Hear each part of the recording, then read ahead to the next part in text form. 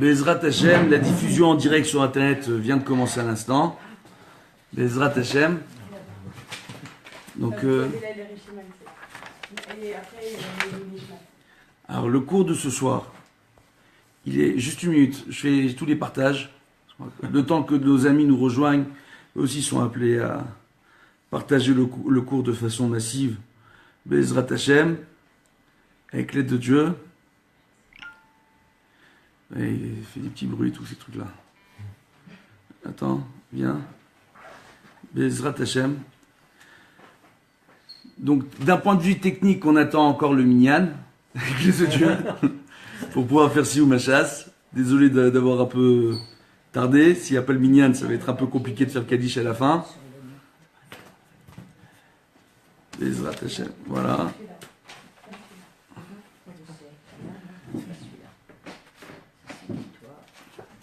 Donc avec l'aide de Dieu, comme je l'expliquais déjà cet après-midi, j'ai l'habitude chaque année, attends, ça fait bientôt, c'est la 7e année, Baruch Hashem, de faire Siou Machas le jour de Yom Ha'atzmaut. Maintenant cette année particulièrement avec le nombre de dossiers que m'a mis sur mon bureau le Bedin Rabbani de Natania, avec le nombre de couples dont il faut s'occuper là-bas, et un peu partout aussi en Israël, j'ai pas eu le temps cette année d'organiser comme il faut une belle Siouda pour Yom Ha'atzmaut. Alors comme tous les mardis, on est chez la famille Attali, chez mon ami Shimshon, Baruch Hashem, avec son épouse Déborah. Donc on profite de l'occasion de ce shiur pour essayer ensemble de faire ce Siou Machas avec l'aide de Dieu. On attend le minyan. Alors, Bezrat Hashem, donc maintenant qu'on est tous ensemble, bon, voilà, on a partagé comme on a pu. Partagez vous aussi si vous voulez.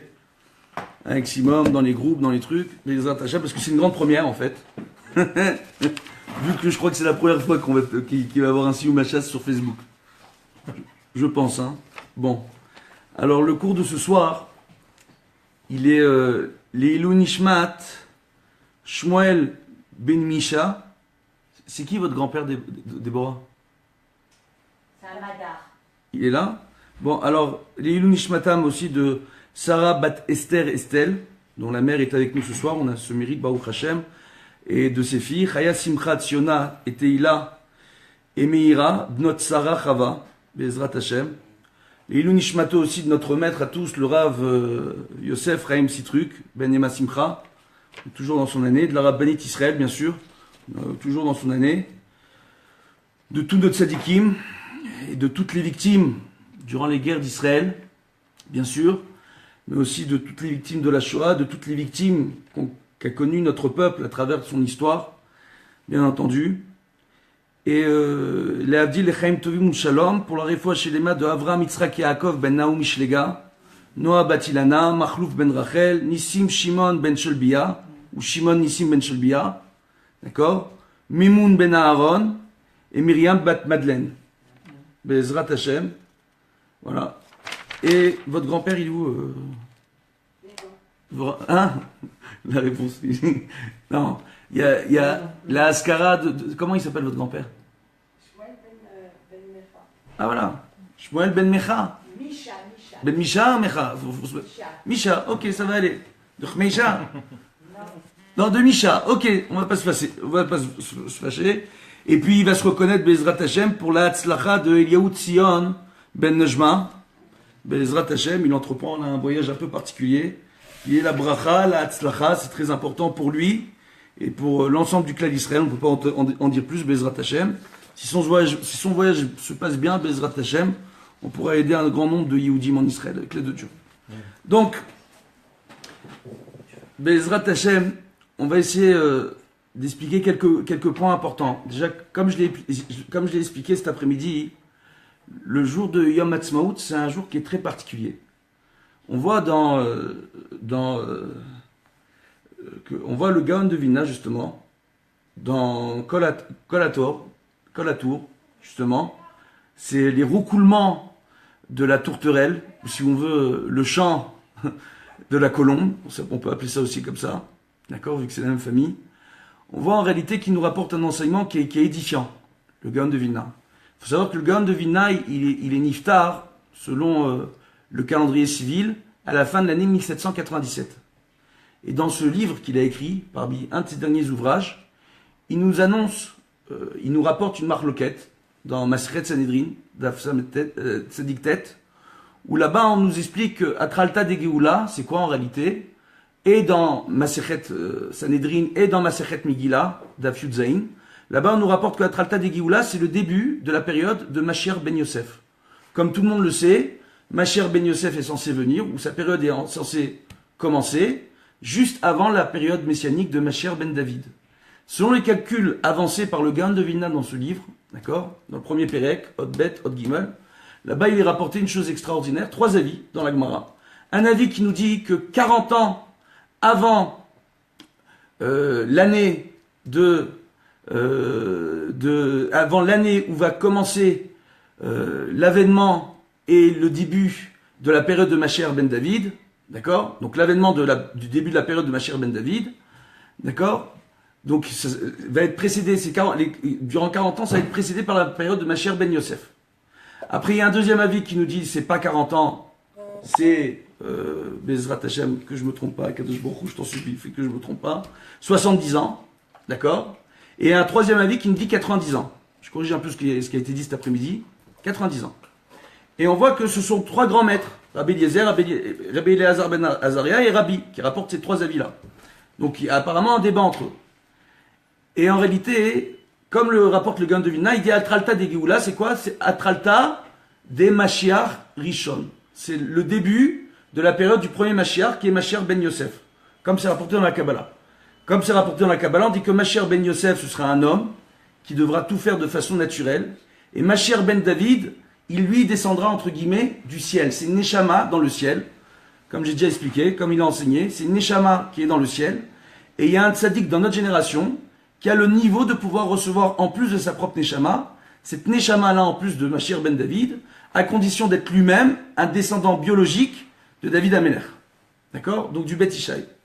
Donc on voit en réalité, et de la tribu d'Yehuda donc, on voit en réalité, ce qui est extraordinaire, c'est que la période qui est donnée, l'année annoncée par le Gaon de Vilna comme étant le début de la période de Mashiach ben David, c'est 1987, à la date du calendrier hébraïque. 1987, on va le rappeler simplement, c'est le début de la première intifada en Israël. Donc, selon le Gaon de Vilna, quand la première intifada a débuté en Israël, ça vient marquer le début de la période de Mashiach ben David. D'accord? Maintenant, si on reprend les différents avis, donc comme on a dit, 40 ans, 70 ans et 90 ans, si on remonte 40 ans en arrière, c'est 1947. 1947, c'est la mention 181 qui a été passée à l'ONU, d'accord, durant laquelle l'ONU a reconnu l'État d'Israël et a décidé de diviser l'État d'Israël, la Palestine, entre un État pour les Arabes et un État pour les Juifs. Chose que les Arabes ont refusée de façon massive ainsi que tous les pays. Va commencer une guerre, la guerre d'indépendance, d'accord, qui va donner lieu ensuite en 1948 à la déclaration d'indépendance de l'État d'Israël. Chose qu'on a fêtée cette année, à Yom Ha'atzmaut, ça fait 69 ans qu'on a déclaré l'indépendance de l'État d'Israël. Pas la création de l'État d'Israël. La création de l'État d'Israël a été créé sous, entre guillemets, la décision des Anglais lorsqu'ils avaient un mandat sur Israël, la Palestine. Les passeports palestiniens de l'époque étaient destinés aux Juifs qui venaient en Israël. Les Arabes refusaient le passeport palestinien, ne voulaient même pas se faire appeler palestiniens. C'est une réalité historique. Donc ça, c'est 40 ans, c'est 1947. Si maintenant, on remonte 70 ans en arrière, par rapport à la date de 1987, on tombe à 1917. C'est la déclaration de Balfour, d'accord, où le secrétaire d'État anglais, Lord Balfour, va faire annoncer et va faire publier, d'accord, dans le Times, la reconnaissance de la reine d'Angleterre et du gouvernement anglais de l'État d'Israël en 1917. D'accord? Donc, et après le troisième avis, donc si on remonte 90 ans en arrière, on tombe en 1897, date du premier congrès sioniste mondial. D'accord? Donc il faut savoir ce qui est quand même assez impressionnant, c'est que le Gaon de Vilna, qui n'a vécu aucune de ces périodes, qui est décédé, qui est parti de ce monde en 1797, d'accord, a annoncé en 1797 que d'ici 100 ans, comme il rapporte dans Colatour, d'accord, que d'ici 100 ans, il faudra que les Juifs s'organisent pour créer leur État sur la terre d'Israël. Oh, le Gaon de Vilna. Grâce à cette déclaration-là, nombreux sont ceux parmi les élèves du Gaon de Vilna qui vont décider de faire leur alia de façon massive. Et on voit en 1817, d'accord? Donc, de façon massive, les Juifs reviennent entre 1797 et 1817 de façon massive, ils reviennent en Israël, 100 ans avant la déclaration de Balfour. Vous suivez ou pas? Tout va bien jusque-là? Bezrat Hashem. Alors, le Gaon de Vilna, il rapporte une chose fantastique. Il nous dit, Baruch Hashem, que ce qui se passe, c'est que, justement, c'est que toutes ces dates-là annoncent des dates charnières dans l'histoire du peuple d'Israël et du retour de l'exil en Israël. Ce qui est extraordinaire, parce que lui, il n'a vécu aucune de ces dates-là. C'est fantastique ce qu'il est en train de dire, le Gaon de Vilna. Comme quoi, il avait le roi HaKodesh. Donc, ça c'est premièrement. Et deuxièmement, il nous dit tout simplement que toutes ces dates-là vont donner naissance à l'État d'Israël, tel que nous le connaissons aujourd'hui. Et il rapporte en plus qu'il n'y a pas de débat entre les 3 maîtres du Talmud concernant ces dates, mais que chacun d'entre eux rapporte une date charnière à laquelle la période de Mashiach ben Yosef débute et prendra fin en 1987 où on rentre dans la période de Mashiach ben David. Ce qui est extraordinaire. Maintenant, Baruch Hashem, pour essayer de mieux comprendre, on voit que avant Yom Ha'atzmaut, chaque année, Yom Ha'atzmaut est précédé de Yom HaZikaron. Il y a une chose qui est fantastique, le Rav David Yosef et le Rav Yitzhak Yosef l'ont fait remarquer cette année plus qu'une autre. Baruch Hashem. On voit tout simplement que pour Yom HaZikaron et Yom Ha'atzmaut, si ça vient tomber le 4 Iyar, vient tomber un dimanche, donc Motzei et Shabbat, et ne laisse pas l'occasion de pouvoir préparer tous les préparatifs nécessaires à Yom HaZikaron et Yom Ha'atzmaut, d'accord, en risquant malheureusement d'engendrer des transgressions du jour de Shabbat, d'accord. Donc on repousse au lendemain Yom HaZikaron et Yom Ha'atzmaut, raison pour laquelle cette année, Yom HaZikaron et Yom Ha'atzmaut ont été repoussés. Ce qu'on font remarquer le Rav Yitzhak Yosef et le Rav David Yosef, justement, c'est que quand l'Akba Omer tombe un samedi soir, ce qui risque d'arriver cette année en plus, d'accord, eh ben, on repousse pas l'Akba Omer au lendemain, malheureusement, alors qu'on devrait al pi halacha, pour éviter les chiyuv les Shabbat. Le Rav David Yosef, le Rav Yitzhak Yosef, ont signifié aux gens de faire très attention cette année, s'ils viennent à voyager Motzei et Shabbat pour aller à Méron, ils risquent d'être associés à des transgressions de Shabbat, parce que malheureusement, la police et l'armée, pour organiser l'Akba Omer, où il y a un nombre impressionnant de gens qui vont arriver à Méron, qui est un tout petit village aujourd'hui, seront obligés de commencer les préparatifs durant Shabbat. Donc, chose qu'a fait remarquer le grand rabbin d'Israël, le Rav Yitzhak Yosef, et son frère, qui fait partie des Chachmei HaTorah aujourd'hui, le Rav David Yosef, qui font partie des grands de cette génération, les dignes fils de leur père, le Rav Ovadia Yosef Zatzal, avec qui j'ai eu le mérite aussi d'étudier. Oui. C'est pas considéré dans ce cas-là comme du Pikuach Nefesh? C'est-à-dire? Bah, comme de toute façon... Non, parce que tu peux repousser le lendemain. Non, mais tu repousses le lendemain. Il y aura de toute façon tu des repousses. gens Regarde, je vais t'expliquer. Il faudra de toute façon ces policiers. Je peux t'expliquer. Très bien. Il est rapporté, premièrement, que déjà, avant l'Akba Omer, la sainteté du tzaddik de Rabbi Shimon Bar Yochai est déjà sur le Har Meron et dans la région. D'accord? Ça, c'est premièrement. Deuxièmement, que le plus important, c'est de s'asseoir et d'étudier les enseignements de Rabbi Shimon Bar Yochai le jour de l'Akba Omer. C'est pas de danser autour des Médorotes, d'accord? Autour de feux de joie, que c'est une grande mitzvah aussi. Le Rav Nachman de Breslev, il rapporte qu'il y a 2 écoles. Il y a ceux qui s'asseyent et qui étudient, d'accord? Et il y a ceux qui sont dans la joie, qui viennent, qui chantent, qui dansent. Les deux, c'est 2 façons de servir à Kadosh Baruch Hu. Les 2 sont importants. Mais pour pouvoir aller danser, chanter, étudier autour des Médorotes, exposer des frères à nous, parmi le clan d'Israël, à des chilulé Shabbat, même si certains d'entre eux n'ont pas l'habitude de faire Shabbat, il n'y a rien qui autorise cela. D'accord? Tout simplement. Be'ezrat Hashem, donc on va voir premièrement, donc avec l'aide de Dieu on est combien? Il n'y a pas encore Minyan. Bon, on va faire Kilou, on fait Sioum Hachas. On va expliquer l'importance du Sioum Hachas et l'origine des coutumes autour d'un Sioum Masechet et d'un Sioum Hachas. Alors on rapporte, un Sioum Masechet, c'est qu'à chaque fois qu'on termine une Mishnah ou une Gemara, c'est bien de faire un traité de Mishnah ou de Gemara, c'est bien de faire une Seouda, d'accord? Et de célébrer à l'occasion, la Seouda s'appelle Seoudat Mitzvah. C'est une Seoudat Mitzvah. Ça, c'est premièrement. Deuxièmement, on voit que, bien que l'on soit durant la période du Homer, parce que ça, on reprend la période du Homer maintenant, d'accord? Qui est considérée comme étant une période de deuil aujourd'hui, malheureusement. Et qu'est-ce qu'on voit, justement? On voit que si durant la période du Homer, on fait une Seoudat Mitzvah, donc Sioum Masechet, d'accord? On aura le droit d'écouter de la musique, de se réjouir, de chanter, d'accord? Et selon certains avis, même de danser. La majeure partie des avis disent qu'il vaudra mieux éviter de danser. Mais en réalité, de se réjouir autour du fait qu'on étudie la Torah et qu'on termine. Maintenant, ce qui est extraordinaire, c'est que on voit que parmi les Rishonim, les Poskim, rien nous rapporte le Kaddish complet qu'on a l'habitude de réciter, à l'occasion d'un Sioum Masechet ou Sioum Hashas, qui est totalement différent des autres Kaddish qu'on a l'habitude de réciter. D'accord? Et en plus, on ne sait pas très bien, entre guillemets, d'où vient cette coutume. Alors on va essayer de voir ça ensemble, Ezrat Hashem. On voit en réalité que Abaye, dans Masechet Shabbat, d'Avkouf Yutret, Hamoud Aleph, il rapporte que lui, lorsqu'il avait un de ses élèves qui terminait une Masechet, il avait pour coutume de le féliciter et de déclarer ce jour comme étant jour de fête pour tous ses élèves et d'organiser une très grande Seouda. D'accord? Et justement, il disait, mon salaire sera le fait que j'ai respecté tout juif qui termine un traité de Mishnah ou de Gemara. D'accord?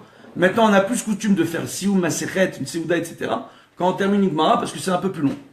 On rappellera qu'il y a 60 traités dans la Mishnah, d'accord? Et que la Massorette nous rapporte qu'on n'a pas développé, la Gemara, Ravina et Ravashi n'ont pas développé les 60 traités de Mishnah en Gemara, d'accord? En enseignement de Gemara, mais uniquement 36. Pourquoi? Parce que comme il y avait déjà la galoute à l'époque, qui était à Babel, ils ont estimé qu'il fallait rapporter toutes les lois qui soient halakha et maasé. Donc certaines lois en rapport avec l'agriculture sur la terre d'Israël ou avec le Beth Amikdash n'ont pas été développées dans la Gemara. Et 36, cela fait référence aux 36 tzadikim cachés. Qu'à chaque fois qu'on termine une masechet de Mishnah ou de Gemara, nos maîtres de mémoire bénis nous enseignent qu'on permet le dévoilement d'un enseignement d'un des 36 tzadikim cachés sur laquelle la génération repose. C'est sympa ou pas? Déjà, ça commence sympa. Bezrat Hashem. Donc, on voit justement, par rapport à cela, que on voit qu'il y a une misva extraordinaire, comme le rapporte le Rama, d'accord, dans le Shulchan Aruch. Le Rama, il nous rapporte une chose fantastique. Il nous dit tout simplement qu'à chaque fois qu'on termine une masechet, on considère qu'on a terminé une misva dans son entier. On a terminé un sujet autour de différentes misvot, parce que chaque traité est classé par rapport aux misvot qui s'y réfèrent, d'accord? Et on termine une misva. Et de la même façon, on voit que lorsque, à l'époque, lorsqu'on terminait une misva quelle qu'elle soit, donc on voit par exemple la période de Tou B'Av, d'accord? C'est une période de fête où on faisait une Seudat Mitzvah. Mais pour quelle raison?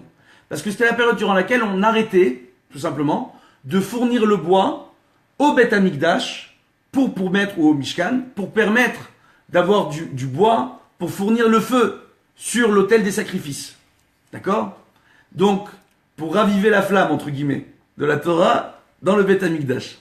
Et pourquoi on a arrêté à Tou B'Av? Parce qu'on était Tachash Mikocha Shel Chama. On avait peur, parce que le soleil, à partir de cette période-là, commençait à taper dehors. Donc on avait peur que les gens attrapent des insolations, ne soient pas très bien. Donc c'est la période durant laquelle on a arrêté. Raison pour laquelle Tou B'Av, dans un premier temps, a été déclaré jour de fête. Oh, parce qu'on termine une misva, parce que c'était une misva de fournir du bois au Beth Amikdash. Comprenez ou pas? Donc de la même façon, sur le même modèle, lorsqu'on vient et qu'on termine une Mishnah Gemara, on estime qu'on a terminé toute une étude, toute une masechet. Maintenant, il y a une chose qui est aussi fantastique. On voit dans le Talmud qui est rapporté que Rav Papa, justement, lui avait pour coutume, à chaque fois qu'un de ses fils terminait une Mishnah ou une Gemara, lui aussi, d'organiser un grand Siyum, une grande Seouda. D'accord? Tout simplement. Sur le même modèle. Et on voit justement ce qui est curieux, c'est que dans le Kaddish qu'on récite à la fin d'un Siyum Masechet ou du Siyum Hashas, on rappelle le nom de Rav Papa et de ses 10 fils. Alors les poskim viennent, et le détail comme il faut, en nous rappelant que l'édifice en question, certains avis disent que c'est pas tous réellement, il y a eu 3 Rav Papa dans toute l'histoire du clan d'Israël, 3 Rav Papa, et que l'édifice en question ne sont pas tous les fils du premier Rav Papa. Les autres sont les fils des 2 autres Rav Papa, entre guillemets. Et que le dernier des 3 Rav Papa a eu un de ses fils qui s'appelait Abba, d'accord, qu'il a appelé au nom de son père. Et comme Abaye, entre guillemets, c'est ça qui est curieux. Abaye, pourquoi on l'appelle Abaye? Parce qu'il s'est retrouvé orphelin très jeune, d'accord, qu'il a été l'élève de son oncle Rabba, et lui il était appelé au nom de son père, au nom du père de Rabba, au nom du grand-père d'Abaye. Et Rabba ne pouvait pas appeler son neveu par le nom de son père pour l'éduquer. Donc raison pour laquelle il a appelé petit papa, Abaye. C'est pour ça qu'il a appelé Abaye. Et on voit justement que Rav Papa, pour appeler au nom de son père, d'accord, un de ses fils il a appelé Abba. Malheureusement on voit que les fils de Rav Papa en question, ils sont tous morts dans des circonstances graves. On parle de la dernière génération d'Amoraïm. Ce sont eux qui sont venus, qui ont donné les derniers enseignements du chasse de Gemara. D'accord? De ce fait, comme ce sont eux qui terminent la Gemara à travers leurs enseignements, c'est le nom de ces fils-là que l'on rappelle. Parce que c'est les derniers enseignements de la Gemara qui sont rapportés au nom de Rav Papa et de ses 10 fils. Maintenant, les 10 fils de Rav Papa sont tous morts dans des circonstances graves. Ils ont été persécutés par les nations, ils ont été massacrés, certains sont tombés malades, etc. Tous. Et on voit en réalité que justement, quand son fils Abba est mort, il a eu un autre fils par la suite, qu'il a appelé Abba Mari, Bar Papa. D'accord? Et qui a appelé sur le même nom que son frère décédé. Il lui a rajouté un autre nom. Et ce qui est extraordinaire, tout simplement, donc on voit en réalité, et c'est une question que posent les poskim, et dans la Gemara, la question aussi elle est posée. Il dit pourquoi tu rappelles que 10 noms? Rav Papa, il a eu 11 fils. Pourquoi tu rappelles que 10 noms? En réalité, d'accord? Donc on voit en réalité qu'à la finale, la conclusion c'est de dire que les élèves, les fils de Rav Papa, ce sont les fils du 3e Rav Papa, entre guillemets. Et ce Rav Papa là, il a eu une chose extraordinaire. Il y a eu 10 débats dans le Talmud, dans différents endroits, où il y a eu de forts débats entre nos maîtres, assez virulents, et celui qui a eu le mérite de mettre d'accord les 2 maîtres en question, c'est Rav Papa.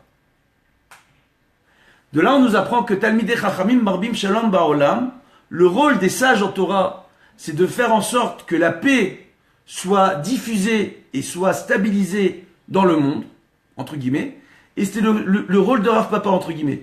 C'était le casque bleu chez nos maîtres, parmi les Amoraïm, Rav Papa. Donc il venait, il a fait la paix dans 10 débats différents. Raison pour laquelle on dit qu'on rappelle ses 10 fils à lui, qui étaient témoins de ces 10 débats-là. Ça c'est premièrement.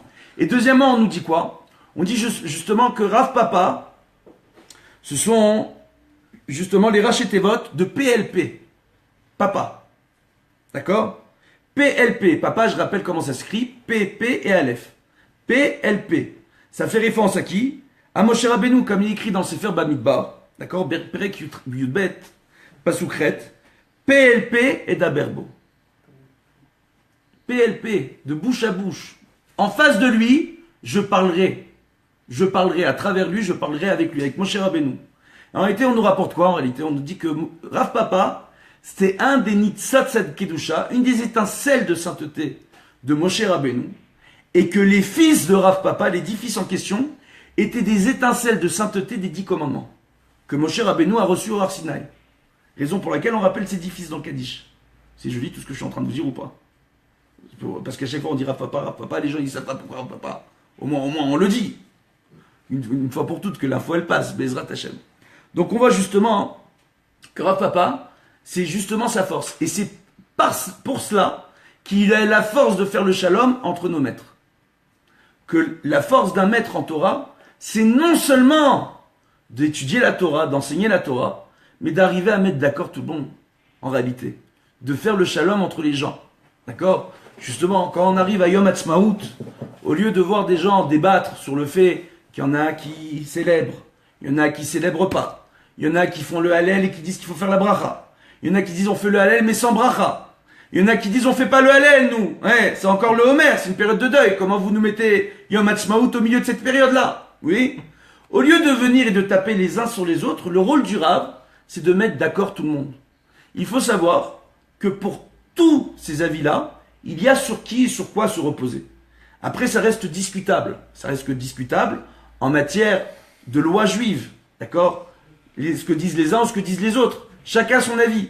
Mais en réalité, ce qui est sûr, et c'est là-dessus que tout le monde doit se mettre d'accord, c'est que Yom Ha'atzmaut, comme le rapporte le Gaon de Vilna, à travers toute l'histoire de la création de l'État d'Israël, entre 1897, 1917, 1947, toutes ces dates-là, qui sont en réalité les dates desquelles vont émerger la création de l'État d'Israël, d'accord?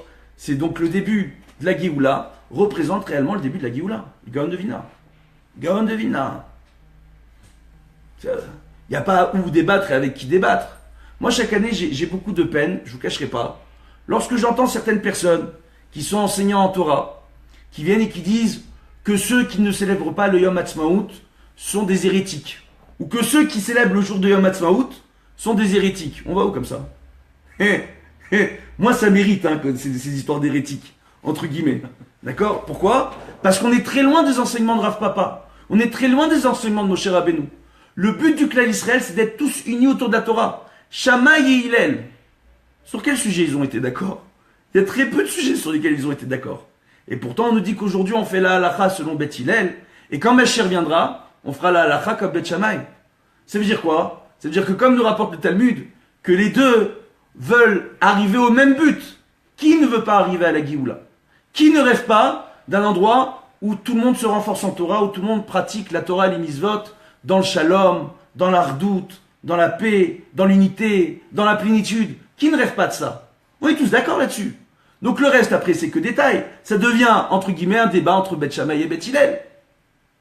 Et c'est là-dessus qu'on voit comment les Gdolei Israël ont eu un rapport à Yom Ha'atzmaut. Quand on voit le Rav Ovadia Yosef, ce qu'il rapportait, d'accord? Quand il rapporte l'histoire de Chizkiyahu, d'accord? Ou Chizkiyahu, qui était dans le ciel, qui avait le potentiel de recevoir l'âme de Mashiach, et d'être Mashiach à sa génération, parce qu'il n'a pas fait le Hallel, alors qu'il a été sauvé de Sancheriv, le grand-père de Nabuchodonosor, qui s'apprêtait à rentrer à Jérusalem et détruire le temple, miraculeusement, par le mérite des Bnei Israël qu'il a obligé à étudier dans le Beth Hamidrash, dans la région de Jérusalem, hommes, femmes et enfants, comme j'ai rapporté dans la conférence qu'on a donnée cette semaine, qui va être bientôt disponible sur le site de shimshonisraeltorah.com, on lui fait un peu de pub, quand même, Bezrat Hashem, on voit justement qu'il n'a pas fait le Hallel.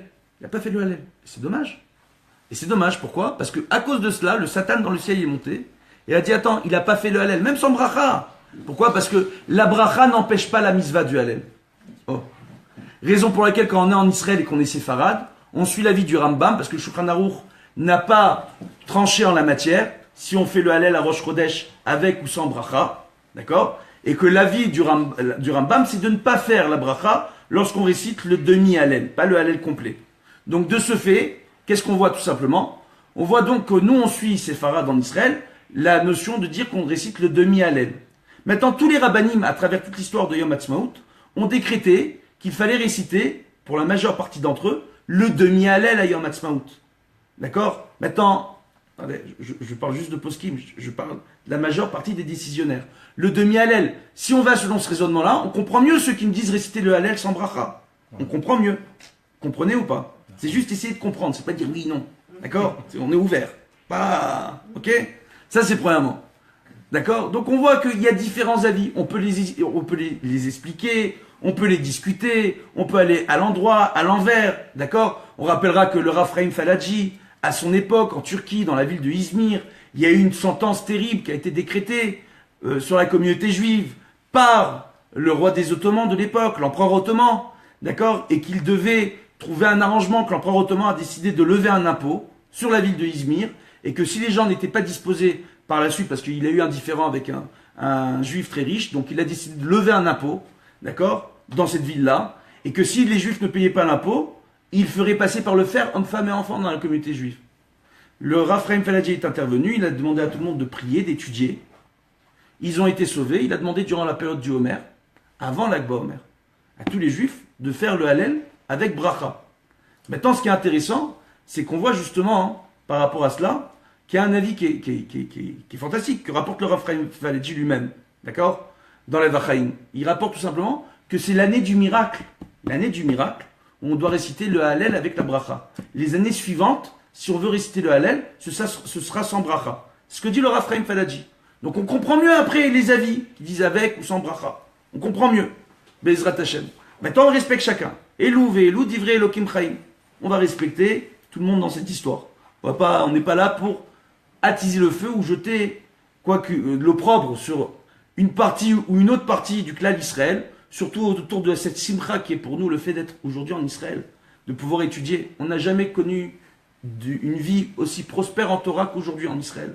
On n'a jamais connu un état d'Israël avec autant de yeshivot et autant de kolélim aujourd'hui. Toutes les yeshivot et tous les kolélim, toutes tendances confondues. Baruch Hashem. On voit qu'aujourd'hui, les cours de Torah, ils sont diffusés à la rigo. Ben Porat Yosef. On peut se renforcer, Baruch Hashem, mais comme je le dis, je le rappelle, la Torah sur Internet, c'est bien, mais la proximité avec un Rav, justement, dans le Beth Hamidrash, de se rendre dans les cours, de se faire un Rav, assez des Harav, Tistalek Minasafek, fais-toi un Rav pour t'ôter de tout doute. Donc sois proche de ton Rav, que ton Rav te connaisse.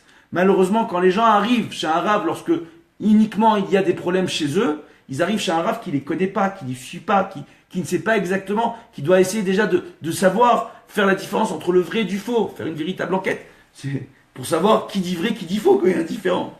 C'est fantastique. Maintenant, Baruch Hashem, quand on a affaire à des dayanim qui ont été formés pour cela, il y a plein d'halachot qui nous enseignent comment poser les questions, comment vérifier les choses, comment minimiser le nombre de doutes, mais il y a toujours une petite parcelle, un petit pourcentage, une petite marge d'erreur possible, malheureusement. Alors que si on connaît déjà le Rav, si on est déjà proche du Rav, comprenez? Le Rav, il connaît un peu les gens, c'est comme ses enfants. Quand vous êtes à la maison, vos enfants, ils ont un différent entre eux. Oui? Vous le connaissez, vos enfants. Vous savez c'est qui le taquin, c'est qui le coquin, celui qui parle et qui exagère un petit peu, celui qui a tendance à enjoliver, celui qui fait jamais d'histoire, celui qui est nerveux, celui qui est... On les connaît, les enfants. Donc on sait plus ou moins comment une histoire elle a commencé quand il y a un différend entre deux enfants. Le Rav, il doit s'inspirer de ce modèle-là et se considérer comme un papa pour l'ensemble du clan d'Israël. Bezrat Hashem. Donc avec l'aide de Dieu, je vois qu'on n'est pas midyan, donc on va pas pouvoir faire le Kaddish. Il en manque deux. Deux. Il nous en manque deux ici. Un? Non, il est là-bas, le 8e. Bezrat Hashem. Ah, il n'est pas bar mitzvah? Ah ouais, alors il en manque 3. Alors viens, Bezrat Hashem. Est-ce qu'il va venir? Est-ce qu'il va venir? Qui? Les trois. Peut-être, Eliaou, ma chère Ben David avec ma chère Ben Yosef, s'ils viennent, ils nous complètent là. On est bien. Bezrat Hashem. Alors, avec l'aide de Dieu, oui. C'est vous qui avez dit que la phrase, si on a un enfant qui est Rachamaïm, on peut compter dans les notes. Alors, c'est bien, ça, c'est bien. Alors, on me pose une question ici, je ne sais pas si vous avez entendu Déborah, donc je vais reprendre la question pour nos chers, je ne sais pas comment ça s'appelle, des auditeurs, des téléspectateurs, je ne sais plus comment on appelle ces trucs-là. Là. Les internautes. Ah voilà, c'est ça, les internautes. alors, ce soir en direct avec notre ami Léon. Alors maintenant, Bezrat Hashem Zitron, hein, bien sûr. Zichrono Livracha. Alors, Bezrat Hashem, un peu comme ça. On voit une chose extraordinaire. En fait, j'ai plein de références. Ça va un peu dans tous les sens, mais j'ai pas envie de vous massacrer avec les références. Mais simplement de faire passer le message essentiel avec l'aide de Dieu. On voit justement, par rapport à cela, hein, que la question que nous pose ici Déborah, c'est de dire, voilà, on nous enseigne dans la halakha qu'un enfant, à partir du moment où il a la crainte du ciel et qu'il est arrivé à l'âge de l'éducation, donc il y a un débat dans les poskim, c'est entre 5 ans et 7 ans, d'accord? Aujourd'hui, selon la majeure partie des poskim, on estime à partir de l'âge de 7 ans. Si un enfant a la crainte du ciel, entre guillemets, et comment on peut savoir s'il a la crainte du ciel? C'est probablement il est pratiquant, il fait Torah au mitzvot avec ses parents, etc. Mais il doit savoir répondre à 2 questions. S'il sait répondre à ces 2 questions-là, il pourrait compléter pour le Zimoun, pour Birkat Amazon. Et Bedi Avad, selon certains avis qui ne sont pas retenus à la Chal et Maaseh, selon la majeure partie des poskim, il pourrait compléter un minyan. D'accord? Pour le Kaddish ou pour une tfila. Il pourrait. Mais à la Chal et Maaseh, on ne pratique pas cela. D'accord? Par contre, on voit qu'il y a ce même débat. Ces enfants-là, on les laisse monter pour le maftir. On les laisse monter pour lire la Haftara, selon certaines coutumes. Et d'autres ont pour coutume de ne pas les laisser monter. D'accord? Donc chez nos frères Ashkenaz, par exemple, ils n'ont pas coutume de laisser monter des enfants pour lire le maftir et la Haftara. Alors que chez les Sfaradim, par exemple, en Afrique du Nord, il y avait beaucoup de communautés qui avaient cette coutume-là. Pour quelle raison? Les rabbinim eux-mêmes le disaient. Il y a mon arrière-grand-père Zicher Tzadik Kadosh Livracha, le Hav Bedin de Tunisie, qui a écrit dans Geza Ishaï, le Rav Tzemach Ishaï, justement, dans un de ses shooting qu'on a retrouvé. Moi, je l'ai retrouvé avec Kisser Rachamim sur un malentendu, son responsable. Justement, il écrit justement que le Yetzer Hara, il vient, il se mêle. Voilà, Bezrat Hashem. On peut prendre les enfants au maftir et faire l'Haftara. Le maftir et la Haftara lui-même rapportait en réalité que c'était très très important. Pour quelle raison? Pour que les enfants apprennent la lecture du maftir, de la Haftara. Il faut savoir que les Haftarot, c'est une Takanat Ezra. C'est Ezra qui a instauré le fait qu'on lit la Haftara le Shabbat. Et c'est toujours en rapport avec l'activité qu'il y a dans la paracha. Donc c'est une petite leçon de morale par rapport à notre histoire du passé, la Haftara. D'accord? Qui est en rapport avec la paracha qu'on doit lire. Donc la section hebdomadaire, d'accord, qu'on lit chaque semaine, le jour du sabbat, le samedi, le Shabbat, à la synagogue. Et on s'adapte. Bezrat Hashem. Il y a des bnei noirs qui nous regardent. Voilà, chez Ilaim Bracha Vatzlacha. Alors maintenant, qu'est-ce qu'on voit? Justement, on voit par rapport à ça que ce qui est extraordinaire, justement, c'est qu'il dit que c'est important qu'ils apprennent. Donc c'est pour ça que dans beaucoup de communautés, c'était très important que ces enfants-là apprennent. Et qu'on voit dans les communautés où ils n'ont pas appris, il y en a beaucoup qui ne savent pas lire la Torah. Entre guillemets, lire la Torah, ça veut dire lire la Torah sans les points, avec les ta'amim. Oui, c'est un peu dommage. C'est vrai ou pas? Moi, je trouve ça un peu dommage. Donc voilà, alors que c'est tellement bien de savoir le faire, au Hashem. Donc, justement, on voit certaines communautés, comme par exemple au Maroc, c'est des communautés qui sont impressionnantes, je bénis, parce qu'ils ont une massorette extraordinaire, un nombre de tzadikim fantastique, mais proportionnellement, c'est assez normal parce que c'est un des plus grands pays d'Afrique du Nord. D'accord? Mais justement, il y avait une époque où quand on arrivait dans une communauté marocaine, tout le monde connaissait les Teilim par cœur. Tout le monde connaissait la Paracha par cœur. Tout le monde connaissait la Haftara par cœur. Tout le monde. Ça s'est un peu perdu ces derniers temps. Mais bon, Bezrat Hashem, on va s'y remettre. On va tous s'y remettre. Avec l'aide de Dieu. Donc. Je crois savoir qu'à Djerba aussi, non? Pardon? Je crois savoir qu'à Djerba. Djerba, c'est autre chose. Djerba, on apprend tout par cœur là-bas. Djerba, les Djerbiens, on apprend tout par cœur. D'accord? Moi d'ailleurs, je me souviens. Quand j'avais l'âge de 5 ans, mon grand-père a commencé, Rabbi Chaim Mishaï Zichrono Livracha, à l'âge de 5 ans, il a commencé à me faire apprendre par cœur, quand j'étais chez lui, ce qui m'aime beaucoup, le Shulchan Aruch. Que le Shulchan Aruch, que ce qu'a écrit Rabbi Yosef Karo, pas le Rama. Il commençait à nous apprendre les halachot par cœur. Oh, chaque jour, 5 séifim. Oh. C'est pas comme ça qu'on fait Pardon. aux enfants marocains? Peut-être, c'est possible. Moi, je suis pas marocain, donc je peux pas vous dire. J'ai pas reçu une éducation marocaine, malheureusement. J'aimerais bien qu'on me convertisse. Hein? C'est comme ça que ça se faisait. Au Hachem, donc voilà, c'est une véritable massorette qu'il y avait en place et qu'on doit essayer de remettre en place, Bezrat Hashem, avec l'aide de Dieu. Donc, il faut savoir une chose, c'est que Baruch Hashem, moi c'est la 7e année où je termine le chasse. Je sais pas si on va avoir le mérite ou pas de pouvoir faire le Kaddish ce soir, avec l'aide de Dieu. Il faut savoir que chaque année, je suis un peu particulier. C'est pas pour raconter ce que je fais ou ce que je fais pas. Le Rav Chaim Kanievski, chaque année, d'accord, il termine le chasse, il termine le Shulchan Aruch, il termine le Rambam, et quand il termine le chasse, il termine le Yerushalmi et le Bavli. Bezrat Hashem, moi cette année, avec l'aide de Dieu, je termine le chasse Bavli pour Yom Ha'atzmaut, avec l'aide de Dieu, et le chasse Yerushalmi, Bezrat Hashem, je vais le terminer pour l'Ag Baomer, avec le Zohar. Sioum du Zohar, que je fais depuis 2-3 ans maintenant. Baruch Hashem, ça va être la 3e année cette année. Baruch Hashem, et c'est bien. En réalité, c'est du temps à consacrer chaque jour. Au départ, c'est compliqué. Hein. C'est assez compliqué. Mais après, quand on s'y met, ça vient tout seul. Il y a une anecdote extraordinaire avec le Rav Ovadia Yosef, justement, lorsque c'était encore un jeune homme. Et il venait de commencer Baba Kama. Baba Kama, c'est une macérette. Elle est compliquée. C'est une des plus compliquées du chasse, Baba Kama. Et on voit en réalité, parce que c'est des cas de Nizikim, etc., les dégâts qu'on peut causer à son prochain, etc. Bon, c'est assez particulier. Et on voit que quand il était jeune homme, le Rav Ovadia Yosef, justement, il était à la yeshiva de Porat Yosef. Son rosh yeshiva, c'était le Rav Ezra Atia, Zecher Tzadik Kadosh Livracha. Et il commence Baba Kama, à étudier tout seul Baba Kama. Et au bout de quelques jours, le Rav Ezrahatia, qui avait vu qu'il étudiait Baba Kama, il dit, t'en es où? Il dit, Daf Sadikrète. Donc il a bien avancé, il a carburé. Il dit, attends, mais ça fait combien de temps que tu as commencé? Il dit, là, mais ça fait 20 jours. Je dis, attends, comment c'est possible?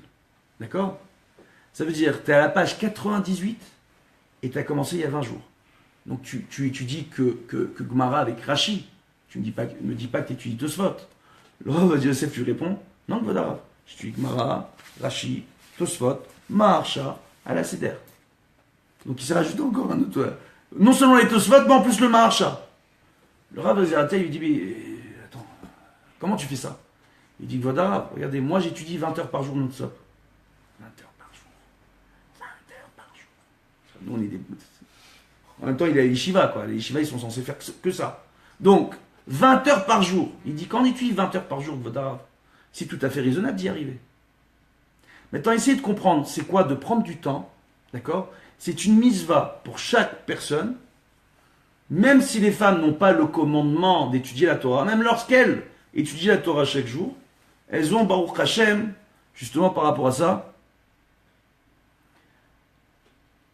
Alors, il y a d'autres questions qui sont extraordinaires. Quelqu'un me demande si les gens qui sont en train de regarder peuvent compléter Minyan. Non, malheureusement, ils ne peuvent pas compléter Minyan. Il faut un Minyan physique sur place pour qu'il y ait la sainteté, la Gdusha dans la pièce où on récite le Kaddish. Sinon, c'est facile. Hein. On ferait tous notre fila depuis la maison. Hein. On se connecte tous. Bien, Minyan. Hein. On prendrait chaque jour le meilleur Chazan sur Internet. Balagan. Alors, attendez. Bezrat Hashem. Donc, on voit en réalité, justement, qu'est-ce que je disais juste avant? Hein?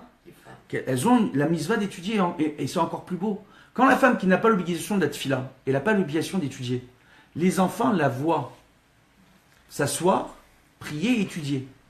Les enfants ils vont se dire, mon papa, c'est normal, il est obligé. La Torah l'oblige. Il flippe. S'il le fait, c'est parce qu'il veut la parnassa, il veut la réussite, il veut quelque chose chez le bon Dieu, il a peur de se faire punir. Mais un maman qui n'est pas obligée, pourquoi elle le fait? Et quand ils voient leur mère qui prend le temps d'étudier, qui prend le temps de prier. Un jour, moi j'ai un de mes enfants, justement le Bechor, lorsqu'il est arrivé à l'âge de 6 ans, un roule. Un vrai roule de chez roule, comme on dit chez nous. D'accord? Il vient, il pose. Tu connais mes fils? Hein, Shimon? Tu les as vus? Baruch Hashem. Bon, il y en a pas mal qui connaissent mes enfants ici. Donc on voit justement que lui, il est arrivé à l'âge de 6 ans, il a demandé à sa mère, maman, pourquoi tu pries? Pourquoi tu étudies? Elle avait un petit livre du Rav Yitzhak Yosef, Halacha Yomit pour les Bnot Israël. Donc elle faisait chaque jour une halacha, d'accord? Qu'elle venait l'étudier avec les enfants. Elle dit, maman, pourquoi tu étudies? Pourquoi tu... Et ma femme lui a répondu, parce que je kiffe. Je dis, ah, si maman elle kiffe, alors elle n'est pas obligée. Forcément, c'est un kiff le limoud. C'est un kiff la Torah. C'est un kiff. D'accord? Alors, il y a des gens qui disent, dommage qu'on ne peut pas se télétransporter. C'est bientôt, appelez Captain Spock. Alors maintenant, Bezrat Hashem. Alors, excusez-moi, je ne sais pas ce qui me prend. Voilà. Comme quoi. Je ne vais pas faire le mytho en même temps. Hein. J'ai pas été orthodoxe toute ma vie, comme ça là. J'ai pas été comme ça toute ma vie. On connaît Star Trek. Alors ouais, Star Trek, avec Captain Kirk et Spock. Comme quoi on les rentre un peu partout dans ces histoires. Mais on voit quoi en réalité? On voit justement, Baruch Hashem, que le fait est que quand la femme elle vient et qu'elle prend le temps d'étudier, de prier, elle dit à son enfant que c'est un kiff, c'est une autre dimension pour un enfant. C'est toute autre dimension. De venir d'étudier la Gemara, c'est un kiff. Raison pour laquelle on dit, il faut Torah lishma, il faut que tu étudies la Torah pour son seul nom. Pas pour ton kiff. C'est très compliqué. C'est très très compliqué. Parce que quand on étudie et qu'on se rend compte qu'à travers l'étude, on arrive à trouver des solutions à énormément de problèmes, pour ne pas dire tous les problèmes. Parce que chaque année, en étudiant, en revenant chaque année sur les mêmes Mishnayot, les mêmes Marot, on apprend encore plus de choses. Chaque année déjà, vous le voyez avec la paracha de la semaine. Premièrement, paracha de la semaine, au moins, pour ceux qui ne l'ont jamais fait, s'atteler à étudier la paracha avec Rashi. Déjà, c'est un autre monde. D'accord? Moi, j'ai des élèves qui sont attelés à étudier la paracha avec Rashi. Et l'année d'après, je lui dis, bon, t'as étudié Rashi, maintenant cette année, tu rajoutes le Sforno. Tu rajoutes, l'année d'après, le Or HaChaim. Rajoute le Me'am Loez. Rajoute le Midrash. Rajoute. Et on voit que, du même verset, il y a un nombre d'enseignements, c'est sans fin. Sans fin. Vous comprenez qu'il est dangereux dans ce cas d'écouter un rabbin qui a grandi dans une maison d'origine tunisienne, où les Tunisiens, ils aiment bien parler, quand on peut parler de Torah sans fin. Et quand le rabbin il vous parle de Torah, c'est incroyable. C'est comme le Rav Citruc, quand il commençait à parler, qui pouvait l'arrêter? Et quand il s'arrêtait, qui lui disait encore? C'était le seul rabbin, on le voyait, il y avait des rappels, comme ça. Oui ou non? Oui? Ben Porat Yosef. Donc on voit justement par rapport à cela que j'ai choisi d'aborder un enseignement avec l'aide de Dieu, il est où Shimshon? Avec l'aide de Dieu, d'aborder un enseignement extraordinaire. C'est marrant, ils me disent on vous attend à Poleg. Je suis à Natania tous les jours, les enfants. Donc vous m'appelez et on organise ça à Poleg, Bezrat Hashem. Donc on voit justement Baruch Hashem, qu'il y a à la fin de la Maseret Roulin. Moi je ne cacherai pas que c'est toujours la Maseret que je garde pour la fin. Sur les 36 Masertot, celle-là je la garde pour la fin à chaque fois. Les autres, la cache-route, l'égorgement, la guerre.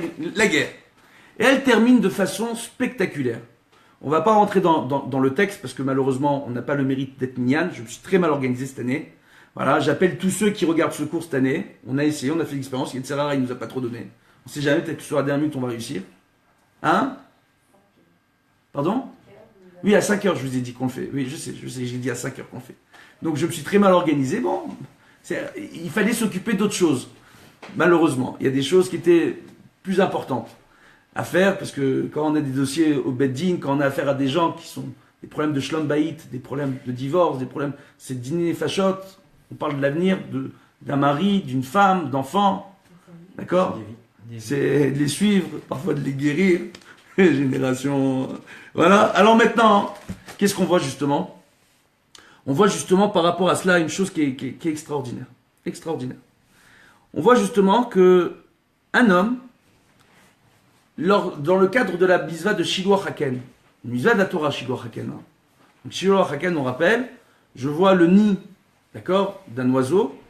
Ici, en l'occurrence, dans le texte de la Torah, on fait référence, quand on parle de l'oiseau, on nous parle d'un pigeon, d'une colombe, Yona, d'accord, c'est très symbolique.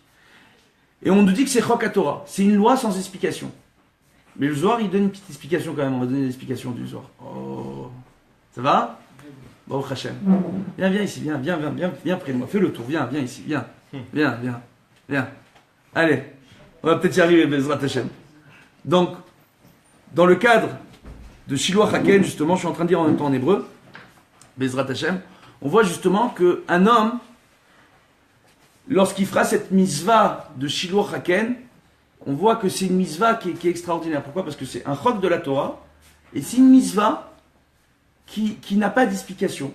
Et pourtant, on la compare à une autre misva, vous comprendrez mieux, la misva de Kivud Orim, de respecter nos parents.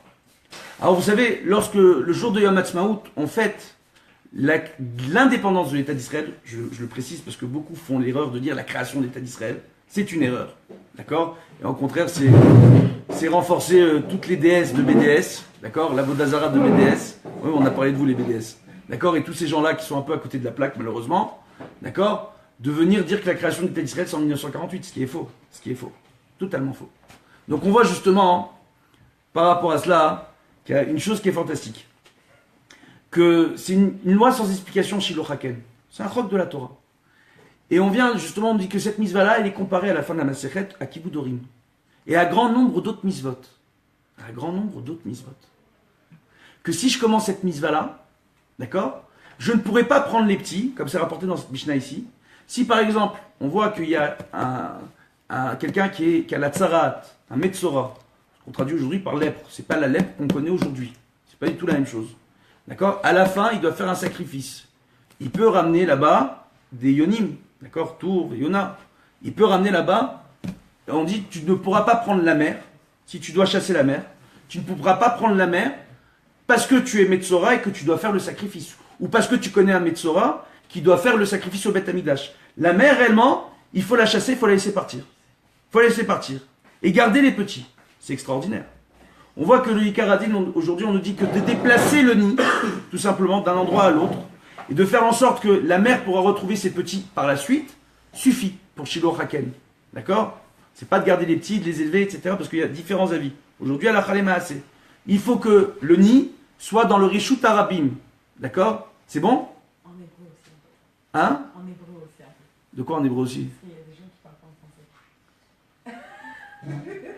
T'as de l'hébrite? כולם צרפתים פה, וכולם באינטרנט, כולם צרפתית. בסדר, אתה תבין, נשמתך תבין בעזרת השם. בסדר? זה העיקר. אז ככה, אחר כך אני אסביר לך אחר כך. בסדר? ברוך השם. On voit l'âme israélienne, Dieu bénisse, n'importe quelle langue il la comprend.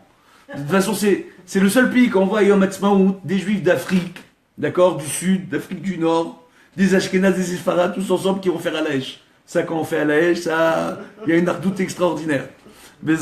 Alors maintenant, qu'est-ce qu'on voit? On voit par rapport à cela, justement, que ce qui est extraordinaire, c'est qu'on dit que la mère, il faut la laisser partir. Tu ne pourras pas prendre la mère et après, elle est à sacrifier au Beth Amikdash. Et après, on compare cette mitzvah, on dit qu'elle est importante comme un Issar. C'est, en réalité, c'est une pièce de monnaie, d'accord? Le Issar en bronze, justement. Et on voit, justement, que, qu'est-ce qu'on dit? On dit que elle est importante comme cette pièce de monnaie-là. D'accord? D'autres rapportent que c'est comme la bague du roi, etc. Il y a différentes explications là-dessus. Et ce qui est extraordinaire, justement, Baruch Hashem, c'est de nous dire quoi? De dire que n'importe quelle mitzvah, qu'elle ait une explication ou qu'elle n'ait pas d'explication, elle nous rapporte Nachala bli Metzarim, un héritage sans limite.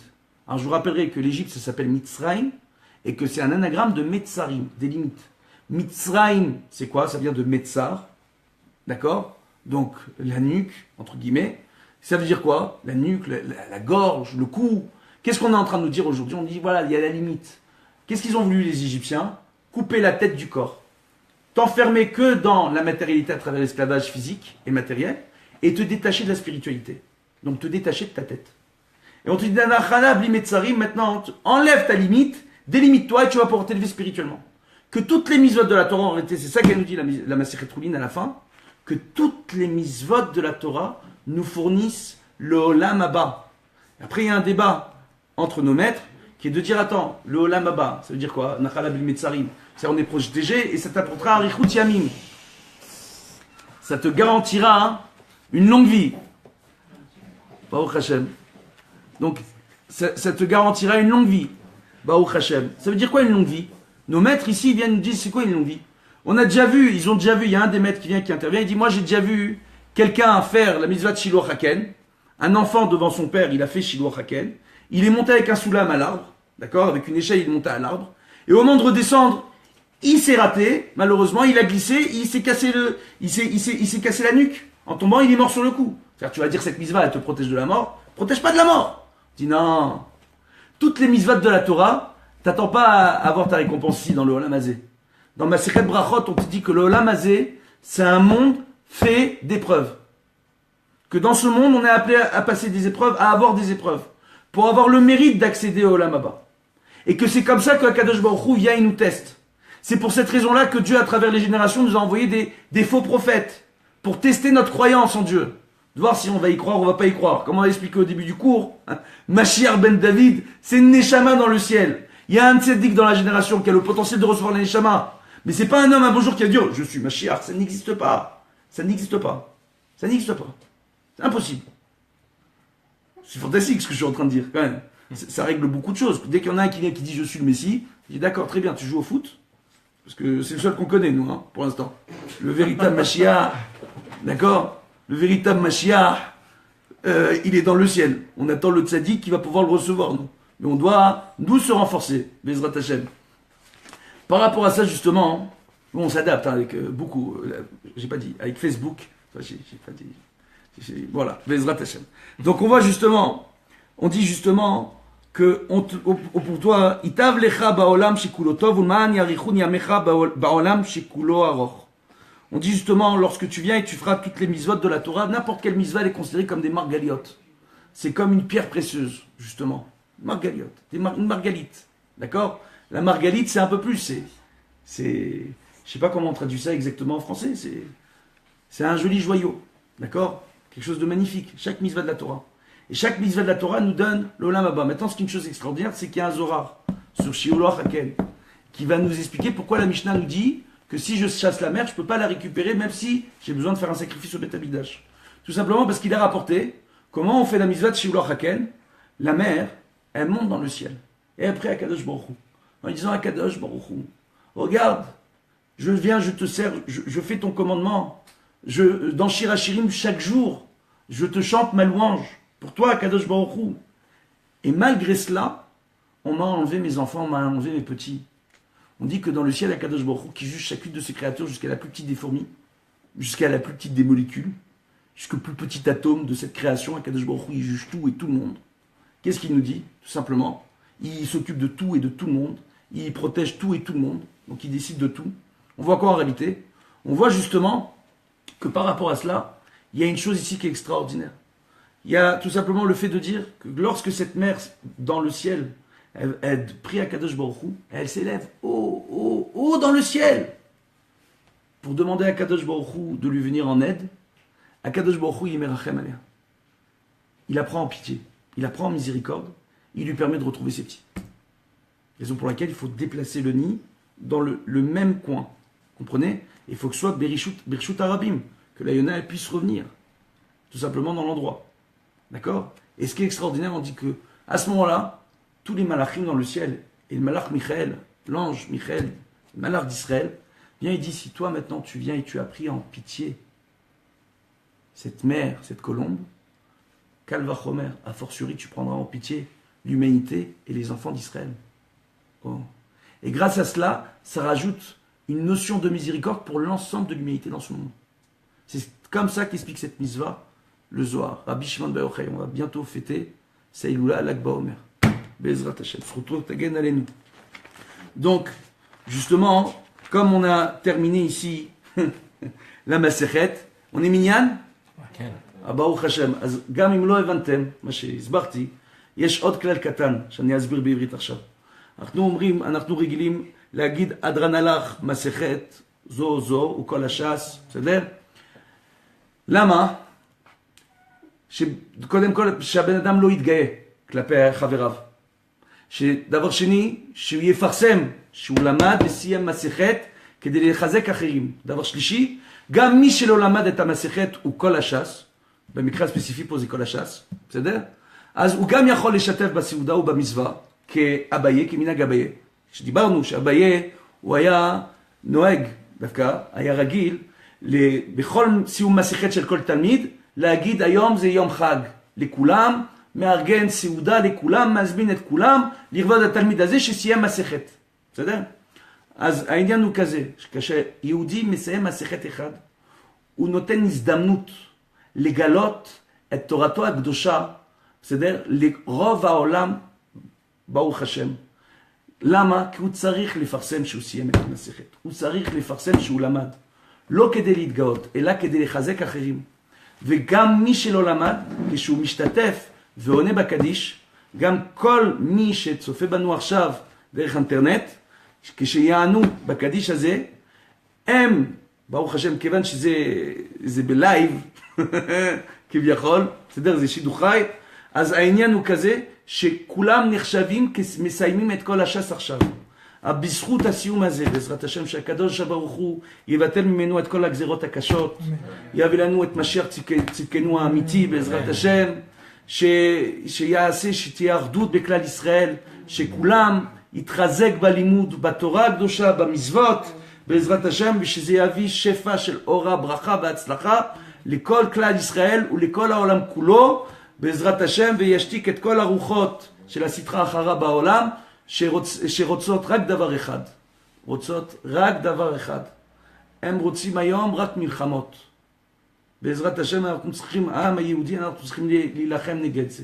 דרך תורתנו הקדושה, דרך האחדות שלנו, שהיא כל כך מיוחדת, במיוחד בארץ. למה? כי כשאני קורא לאחי ברחוב, בסדר? לא משנה אם אני במצב טוב ומצב רע איתו. גם לזה שהפריע לי כשאני נוהג, ואני אומר, מה קרה לך אחי? ואני מתעצבן עליו, הוא גם אח שלי, ברוך השם. וזה אנחנו לא שוכחים. פעם ראשונה כשעליתי לארץ, אני מספר את זה לישראלים פה, אז קרה לי דבר מיוחד. קניתי רכב, ברוך השם. זה היה יד שלישית או רביעית, בן פורת יוסף, רכב כזה ישן, חבל על הזמן. והלך לי המצבר, באמצע נסיעה, אז עמדתי בצד, ואני גרמתי לכמה דקות, לפקק. אז כולם ספרו, סופרים אחד אחרי השני ככה, איך מזהים ישראלי בחוץ לארץ? הרמזור עדיין אדום, כבר צופר לך, בסדר? מאחורה. אז מה קורה פה? דבר פשוט מאוד. העניין הוא כזה, שצפרו לי, ופתאום רכב אחד, שתיים, שלישי עוברים, פתאום יש אחד שקולט יש לי בעיה עם הרכב, ואני תקוע פה באמצע הכביש. אחד עצר, השני גם כן עצר, הראשון הביא את הכבלים, נסע רוורס בכביש מהיר, חבל על הזמן, עצרו את כולם כדי לעזור לי. השני עצר, הביא לי מים, כי זה היה באמצע יום בקיץ. השלישי עצר, אמר לי, אתה רעב אחי, אתה רעב? כבוד הרב, אתה רעב? יש לי סנדוויץ' בשבילך. זה ישר למהדרין מן המהדרין, יש כל התעודות פה. בסדר? חבל על הזמן, זה הישראלים. זאת אומרת, ברוך השם, השתבח שם הולד, זכינו, שזה ימשיך ככה בעזרת השם. Alors, et je terminerai là-dessus. Le fait de Kivudorim, Bezrat Hashem, pour ceux qui ont compris en hébreu, tant mieux. Pour les autres, il va falloir apprendre l'hébreu. Alors maintenant, qu'est-ce qu'on voit, Baruch Hashem? Il y a un dernier point. On voit justement pourquoi on nous compare Kivudorim à Shiloh Haken. Kivudorim, c'est une mitzvah que j'arrive à comprendre, moi. Bien sûr que j'arrive à la comprendre. Oui ou non? C'est une mitzvah que j'arrive à comprendre, l'importance de respecter mes parents. C'est l'ordre social, c'est le respect des générations d'avant. C'est comment tout commence.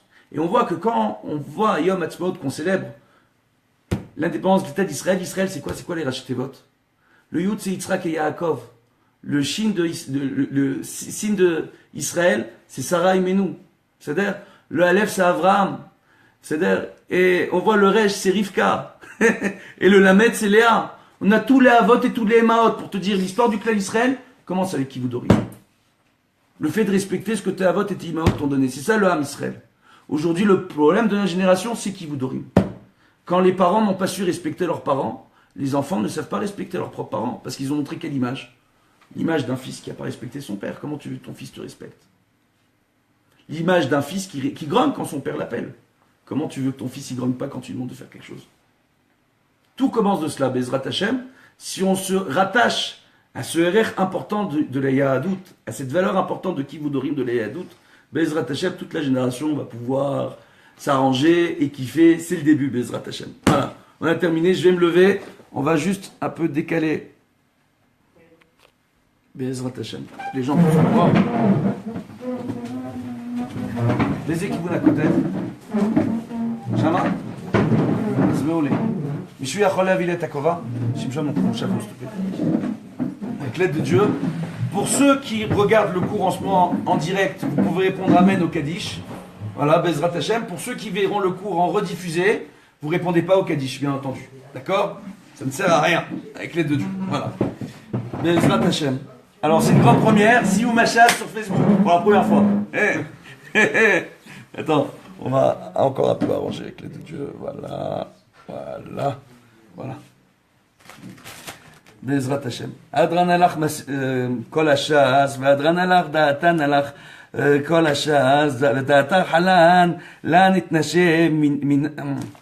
On va reprendre. Adran alach masechet chulin, vadran alach datan alach masechet chulin, vedata halan, lo nitnashe minach, masechet chulin, vela nitnashe minan, la be'alma aden, vela be'alma date. Adran alach masechet chulin, vadran alach datan alach masechet chulin, vekol hashas, vedata halan, la nitnashe minach, מסכת חולין ומכל הש"ס, ולא תתנשא מינן, לה בעלמא הדין ולא בעלמא דעתה. אדרן הלך מסכת חולין, ואדרך חלן, דתן הלך מסכת חולין וכל הש"ס, ודעתה חלן, לה נתנשא מינך, מסכת חולין וכל הש"ס, ולא תתנשא מינן, לה בעלמא הדין ולא בעלמא דעתה. יהי רצון בפניך, אדוני אלוהינו ולאבותינו, שתהיה תורתך אומנותנו בעולם הזה, ותהיה עמנו לעולם הבא. חנינה בר פפא, רמי בר פפא, נחמן בר פפא, אחאי בר פפא, אבא מרי בר פפא, רפרם בר פפא, רחיש בר פפא, סוחב בר פפא, עדה בר פפא, דרו בר פפא. הערב נא אדוני אלוהינו את דברי תורתך בפינו ובפיות עמך בית ישראל, והנה כולנו אנחנו ותצאנו ותצאי עמך בית ישראל, כולנו יודע שמך ולומדי תורתך לשמה. מה אוהב תחכמני מצוותיך, כי לעולם היא ליבי תמים בחוקיך למען לא אבוש. לעולם לא אשכח פקודיך, כי בם חייתני, ברוך אתה אדוני, למדיני חוקיך, אמן, אמן, אמן, סלה ועד.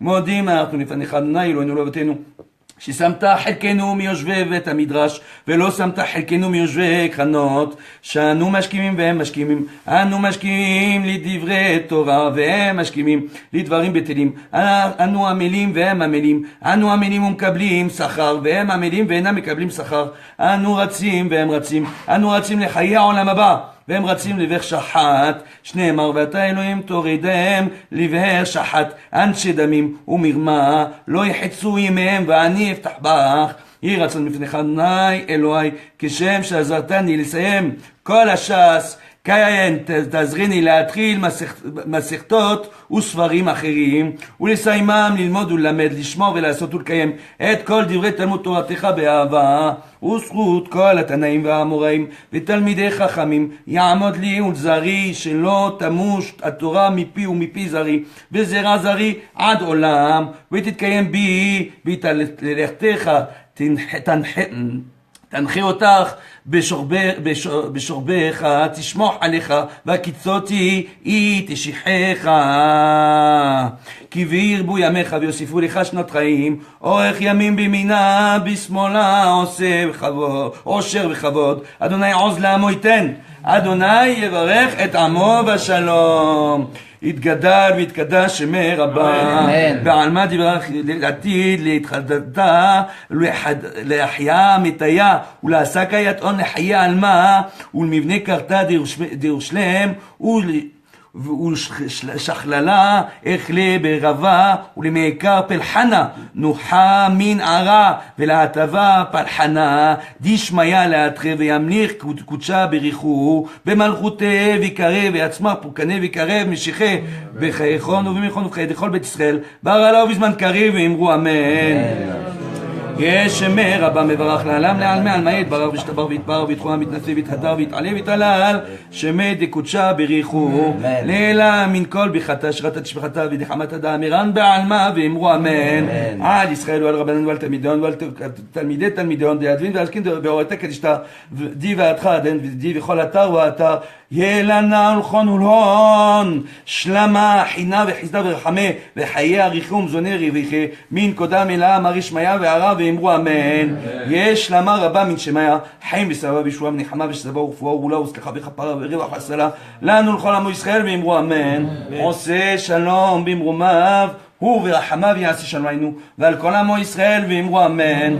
בעזרת Hashem, pour tous ceux qui nous regardent, que vous ayez la bracha, la tzlacha dans toutes vos entreprises, que Akadosh Baruch Hu fasse en sorte qu'il y ait la paix dans le monde, que le matzav pour nos frères en Europe s'arrange, Bezrat Hashem, et n'hésitez pas à venir nous rejoindre en Israël. Quand on dit la halot, l'eretz à Kodesh, c'est s'élever spirituellement pour venir vivre pleinement son judaïsme en Israël. Venez ici, tout est prêt pour vous accueillir. Il suffit de vous renforcer en Torah. Et si vous venez ici en vous renforçant en Torah, vous êtes sûr de réussir votre alia. Bezrat Hashem. Amen. Kani Ratson, Kol Tov à chacun.